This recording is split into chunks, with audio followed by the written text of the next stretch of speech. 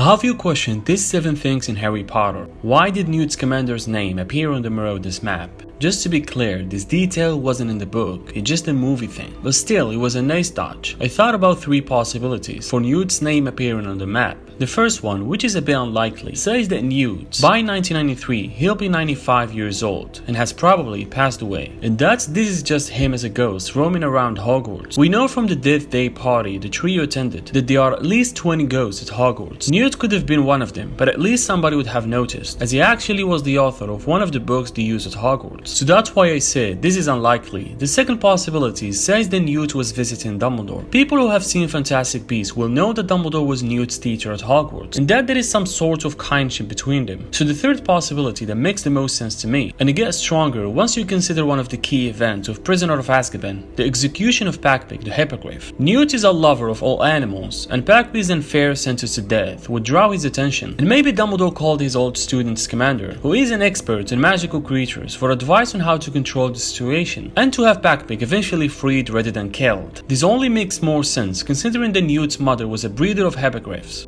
Why do students have to take the train to go to Hogwarts? Now let me break this down. Hogwarts is located in Scotland. The Hogwarts Express is in London. So people all over England go to London to take the train. But what about people from Scotland? Why do they have to go from Scotland all the way down to London to go back to Scotland? Well, maybe you think they don't, but listen to this. As we know from early historical accounts, Hogwarts students used to arrive at school in any manner that caught their fancy. Some rode broomsticks, other enchanted carriages, some attempted to apparate, often with disaster effects. Others rode a variety of magical creatures. In 1827, Ottoline Gumbel rose to the office of Minister of Magic, and she made a daring and controversial suggestion to solve the ages-old problem on how to transport hundreds of students to and from Hogwarts Castle every school year without attracting the Muggles' attention. The minister saw the potential of using a Muggle train, the Hogwarts Express, which itself was originally built by the Muggle engineers. There was initial resistance from pure-blood families against using a Muggle-built device for wizard transportation. These families claimed that the Express was unsafe, insanitary,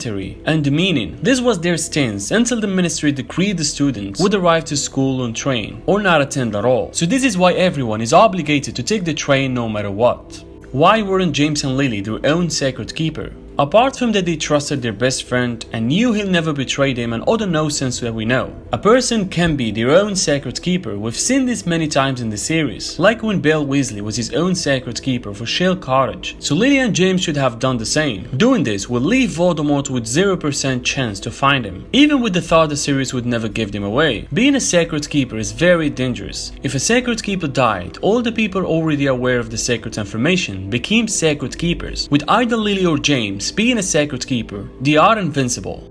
How did nearly Headless Nick die? We know that he died and went on to become a ghost, but how did he actually die? Nick lived in the 15th century and was born to the noble Mimsy Prepenton family. Sir Nicholas met Lady Grieve while strolling in the park in 1492. He was certain he could straighten her crooked teeth, but his attempt to do so backfired, causing her to grow a task. Sir Nicholas was immediately taken into custody and sentenced to death as a result of this mistake. Before being locked in a dungeon, his wand was taken from him, thus preventing him from using magic to escape. However, the executioner's axe was blunt, thus it took 45 hacks to kill Sir Nicholas, and even then, his head was only partly severed. Sir Nicholas chose to linger as a ghost rather than go on, because by his own admission, he feared death. He became the resident ghost of Gryffindor Tower at Hogwarts School.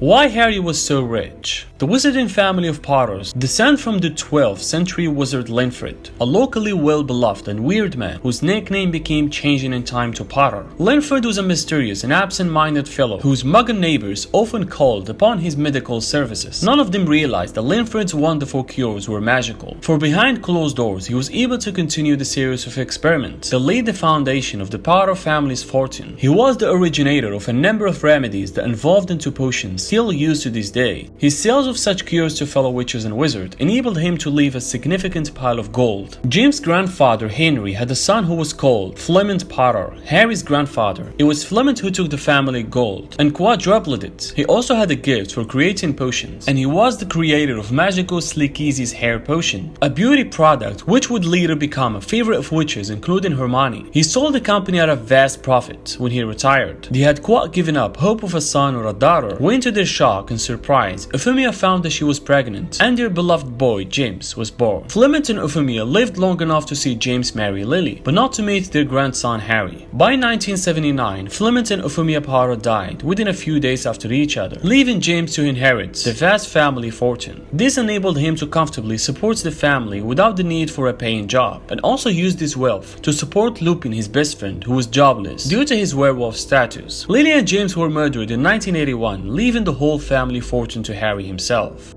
How did Peter as Scabbers end up with Percy Weasley? All we know is that Peter escaped that day and went on hiding. He later became Percy's pet rat. And how did exactly this happen? The first possibility is that he went to the magical menagerie and the Weasleys just happened to buy him. The Weasleys aren't that well off and he was marked as a common rat at a low price. But I don't think Scabbers would risk going to a pet shop. A pet shop owner who finds a common garden rat isn't putting it for sale. He's feeding it to the most strange creatures. Peter is a coward. The magical menagerie employee referred to Scabbers as a common or garden rat. It seems most likely that's exactly where the Weasleys found him, in their garden. There is a possibility that Wormtail replaced the real Scabbers in a duel late one night in Percy's school bag or at the Weasleys' house, and no one ever knew what happened to the real Scabbers, but it seems unlikely because Wormtail had to look exactly like the real Scabbers, so Percy wouldn't notice. I think Percy found him when he was playing in the garden. He probably felt sorry for the rat, would have been wounded and missing finger and starving. He took it home to feed and fix up. It was clear Scabbers was a special rat. He was unusually old for a rat of his species, which had a life expectancy of 3 years. Yet the Weasley family took him and owned him for 12 years.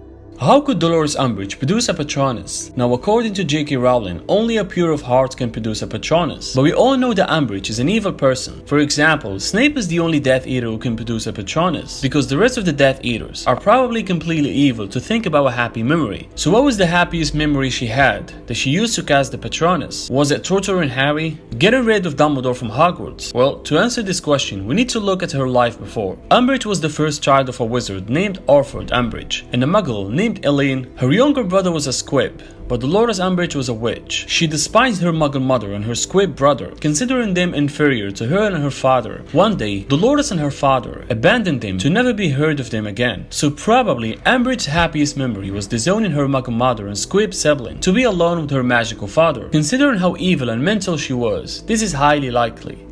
Final question as bonus. While Fred and George had the Marauders Map for quite some time, they should have noticed some unusual things before. Apart from seeing Peter Parker with their brother, which I already talked about in a video, why they never notice the name Tom Riddle always next to Professor Quirrell during a whole school year? But this time, it's your turn to answer this question in the comment section down below. If you want to watch more videos, click on this playlist over here. Thanks for watching and I'll see you again soon.